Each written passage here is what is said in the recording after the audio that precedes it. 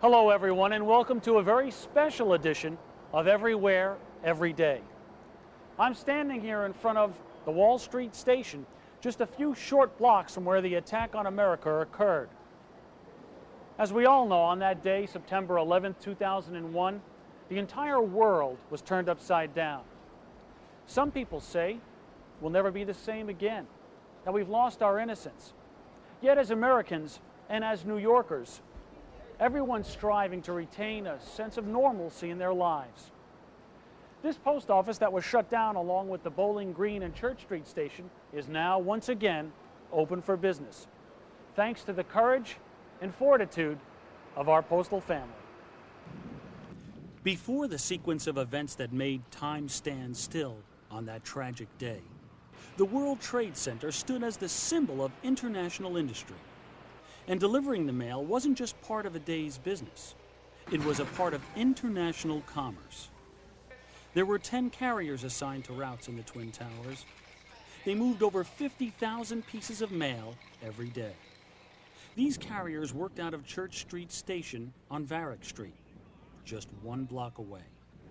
The terrorist attack unfolded right before their very eyes.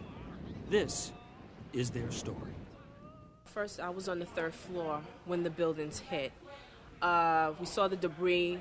The clerks automatically stopped running the mail on the 3rd floor, and they had notified us that the roof was on fire. So at the time, we didn't know it was the World Trade, so automatically everybody just left the floor. So what I've done was I got up and I told the supervisor and everybody, let's get up and leave. Well, as soon as the first boom occurred on the building, there seemed to be a calm and a curiosity of what really had occurred.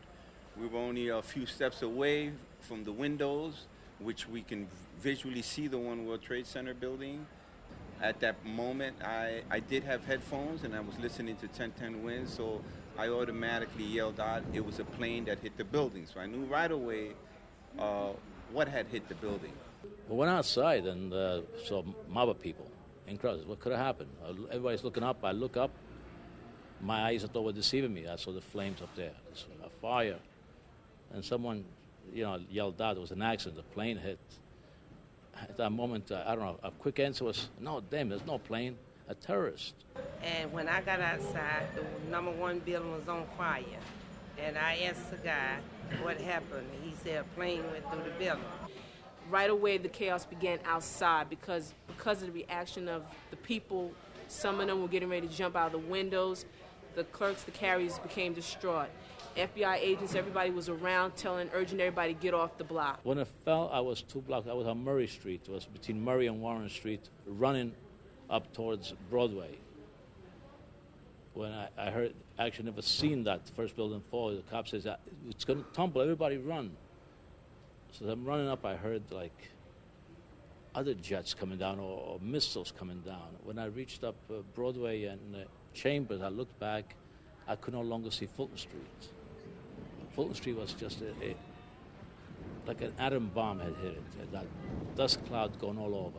Every time I think about it, tears come to my eyes. A lot of my friends didn't make it. Sad day in America.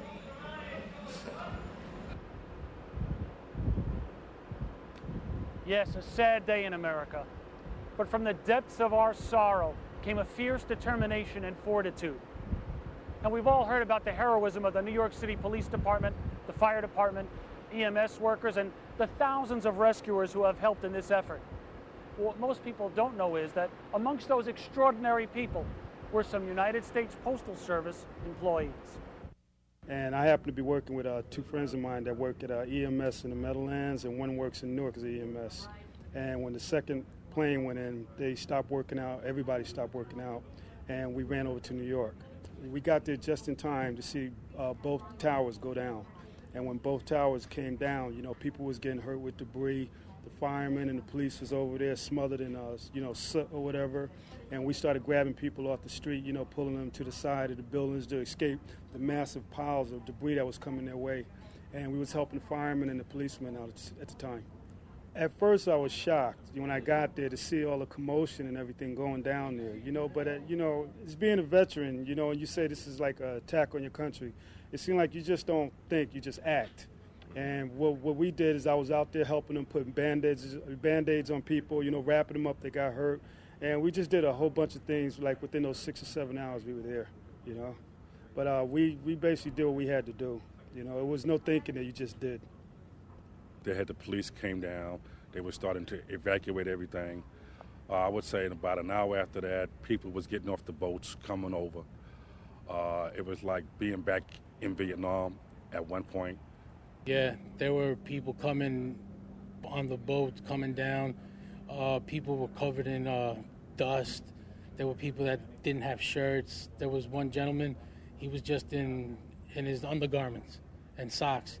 And you knew something, he was doing something to help somebody. Said, I got to do something.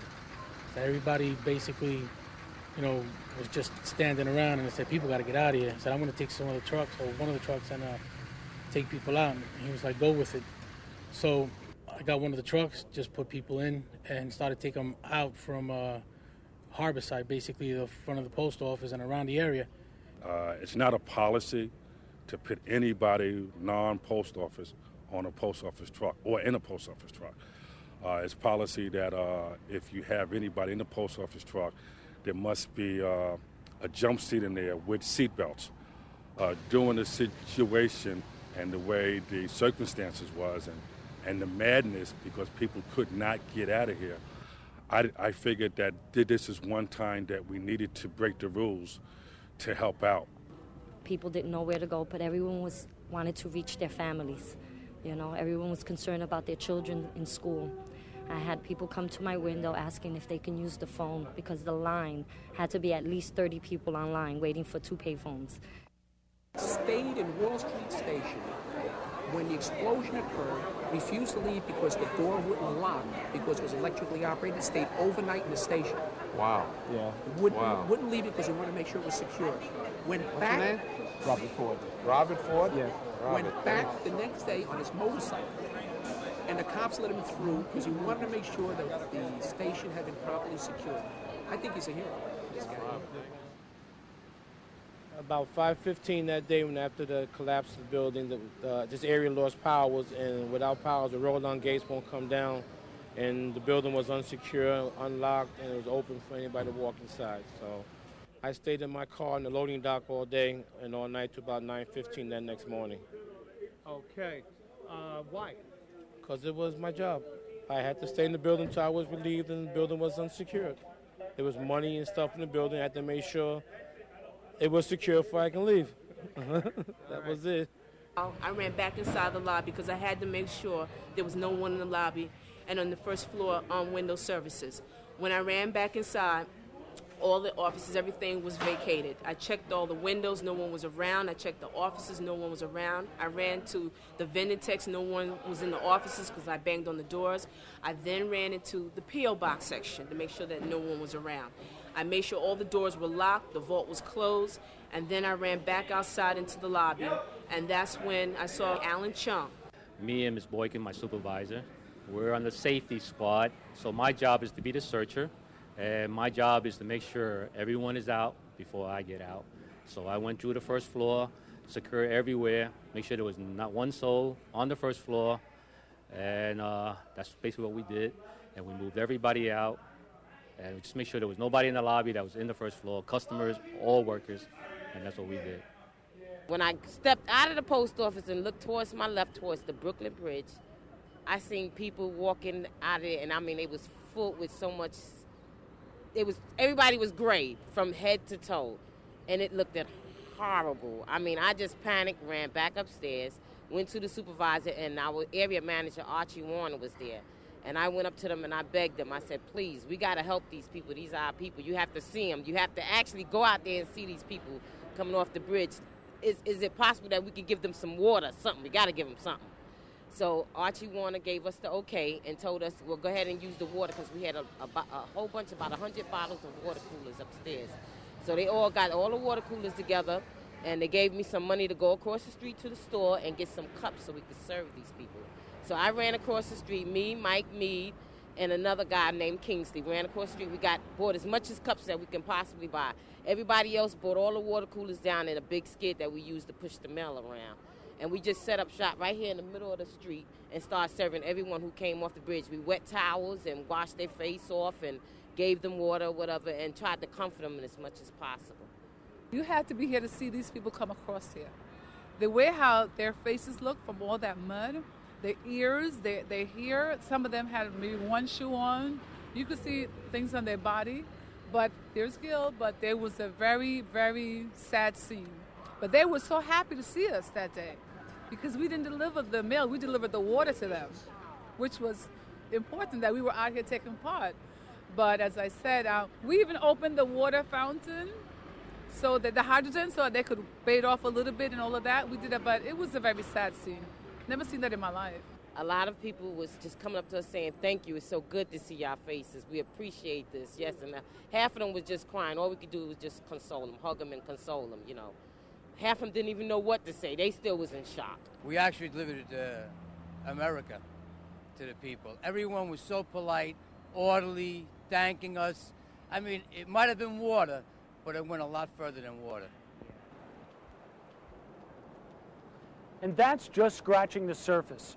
There's the guys from the Manhattan Vehicle Maintenance Facility who, under considerable risk, went to Church Street Station to retrieve the mail. There's Todd Holm, a postmaster from Warwick, New York, who spent 7 days guarding the perimeter of Ground Zero.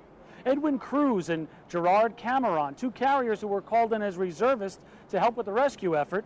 Sonia Alva, a window clerk, who cooked hot meals for the workers. Mark Heber, a carrier, he collected over $200 for the Red Cross. Employees from the Carteret Post Office in New Jersey collected water, blankets, and money for the Red Cross.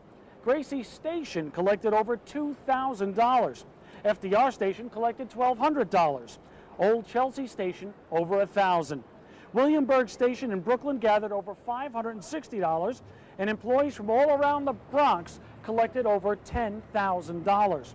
Now, we know there's more, and the list is too long, and time is too short to include everyone, but securing the mail and assuring everyone's safety was only part of the story, as you'll see when we come back.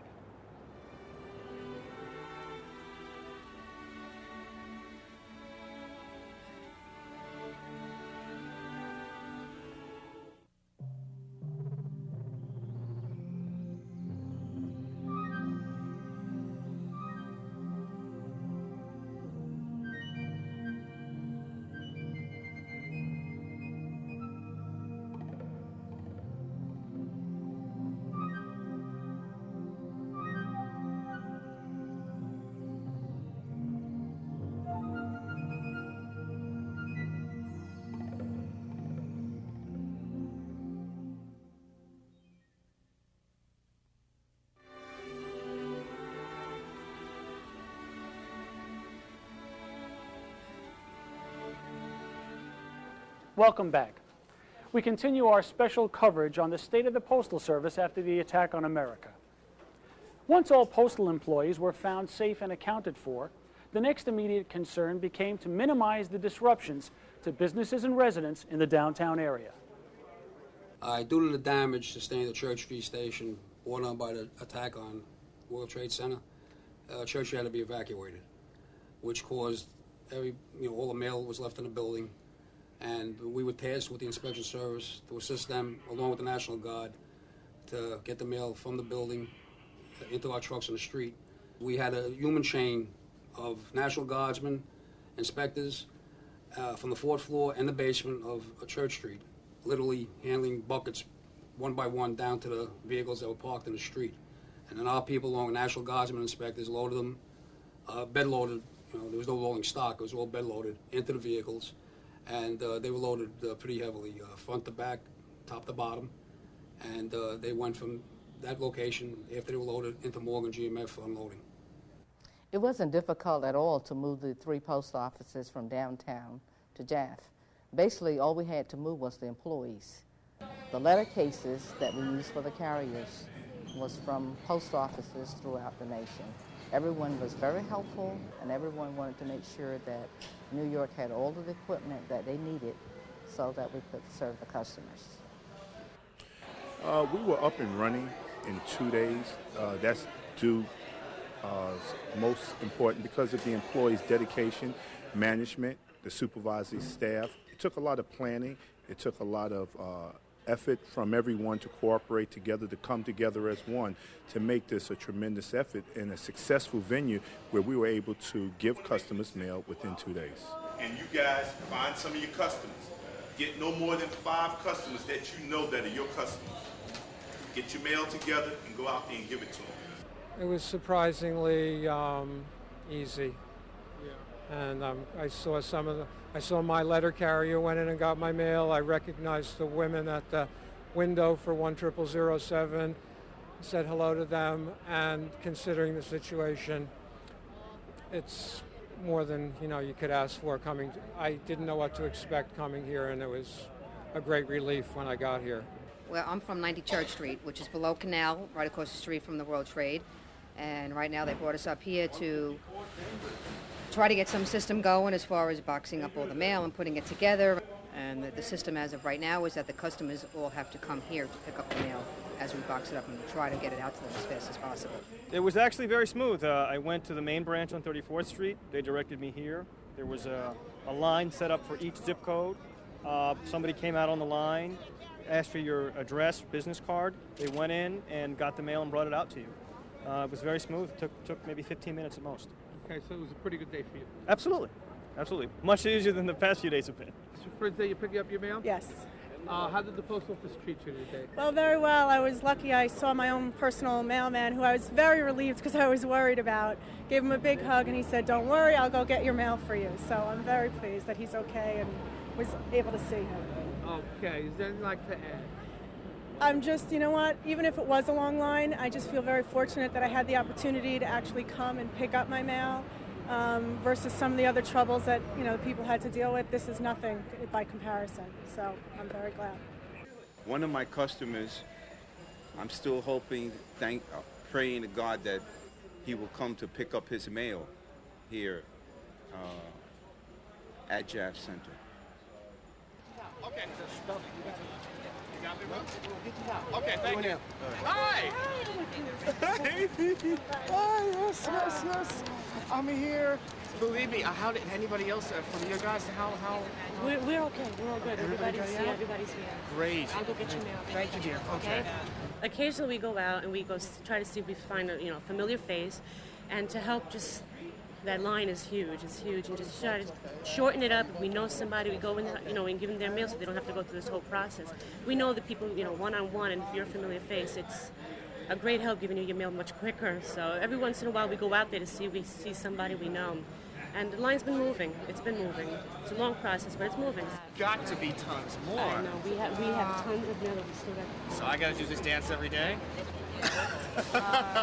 You know what? Okay. Be glad you can do the dance. Exactly, I know. All right.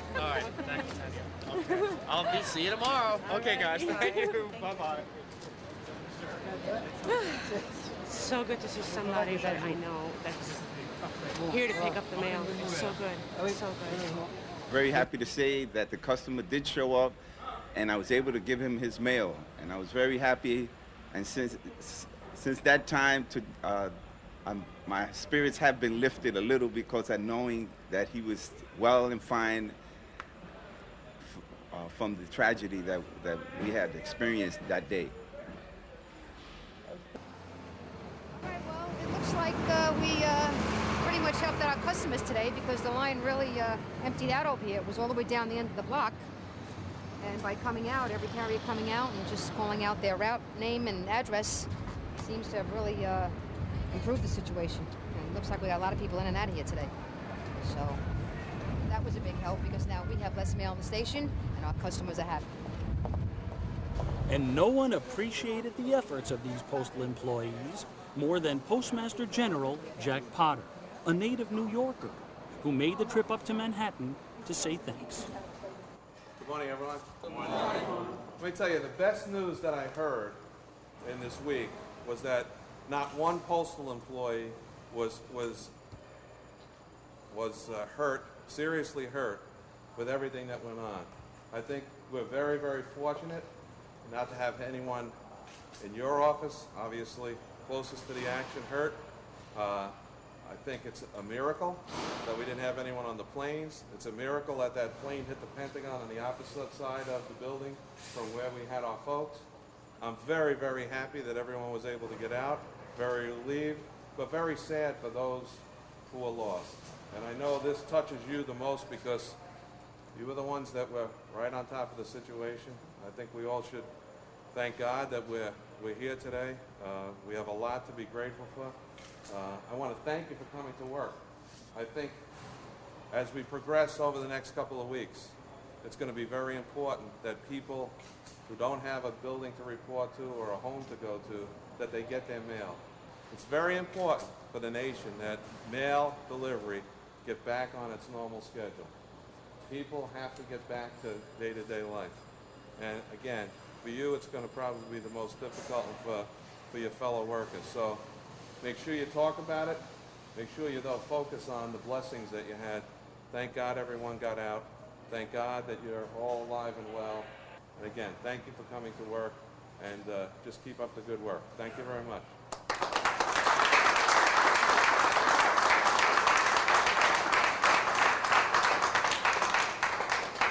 Church Street Station will still work out of the James A. Farley Post Office in Midtown. It'll be at least a year before the damage sustained to their own building can be repaired. Now, it was 10 whole days before the Bowling Green and Wall Street post offices could move their operations back downtown. But as you can imagine, it wasn't easy.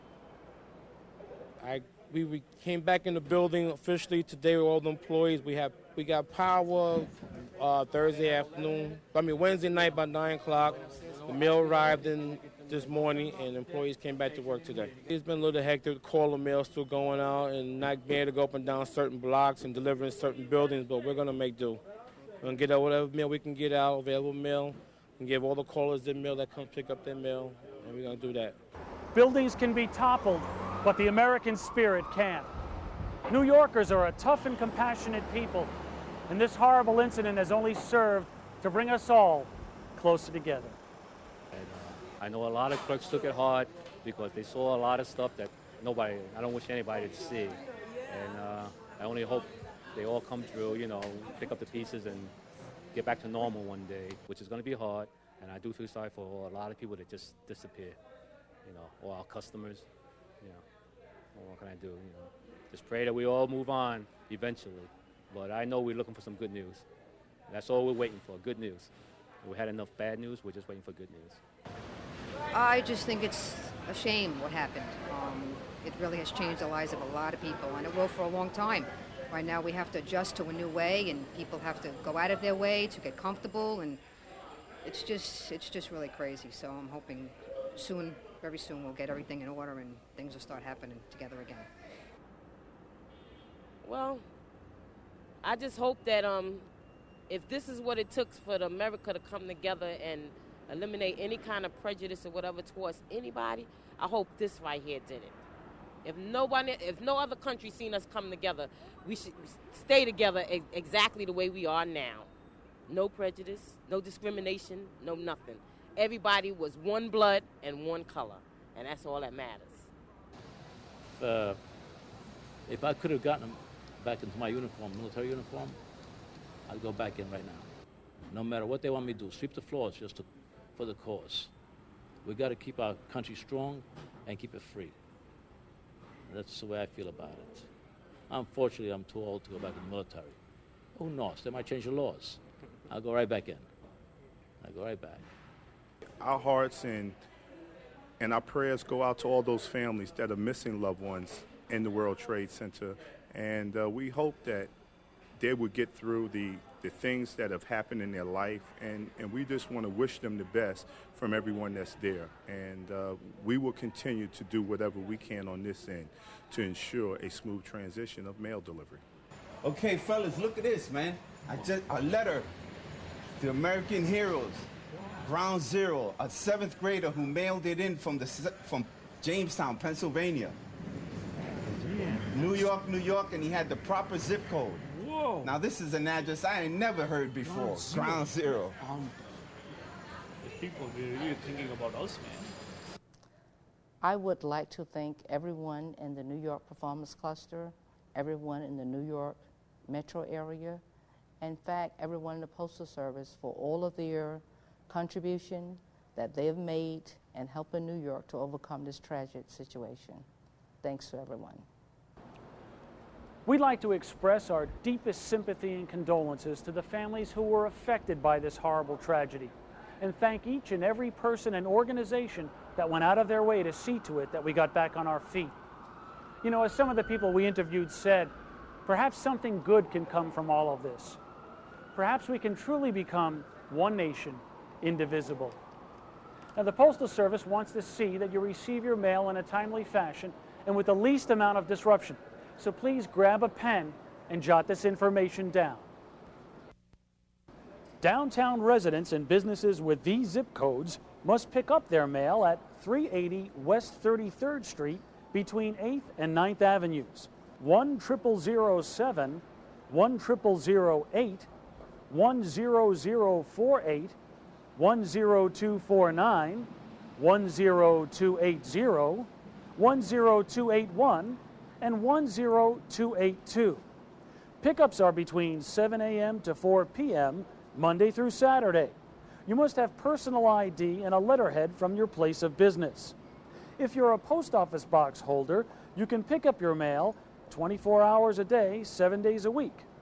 Large business mailers from Church Street Post Office can pick up their mail at truck bays 15 through 17 at West 31st Street between 8th and 9th Avenue. Your questions and concerns can be directed to 212-967-8585 or try the Postal Service website at www.usps.com. We also have an address to send cards and letters of support to New York City postal employees, and that is We Care. Post Office Box 1911, 421 8th Avenue, New York, New York, 10116-1911. For Everywhere, Every Day, I'm Bob Trombley. God bless you and God bless America.